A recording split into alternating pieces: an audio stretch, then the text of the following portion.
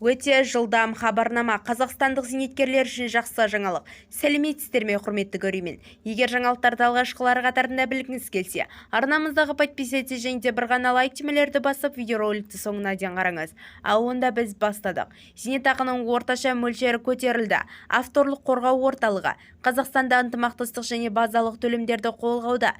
Зейнетақының орташа мөлшері 120.689 теңгені құрады деп хабарлайды бүгін.кз порталы sputnik.kz сайтына сілтеме жасап. Еңбек және халықты әлеуметтік қорғау министрлігі ақпаратынша, қаңтар айында республикалық бюджеттен 274,1 миллиард теңге зейнетақы төленді. Оның ішінде базалық зейнетақы 84,2 миллиард теңге, ықпақтық және де ынтымақтастық зейнетақысы 189,9 миллиард теңгені құрап отыр. 2023 жылғы 1 ақпандағы жағдай бойынша жинақтық зейнетақы орташа мөлшері 120.659 теңгені құрайды. Оның ішінде ынтымақтастық зейнетақысы мөлшері 82.878 теңге, базалық зейнетақы мөлшері 37.781 мың теңгені құрайды деп хабарлайды хабарнамада. Бізді тамашалауды жалғастырыңыз.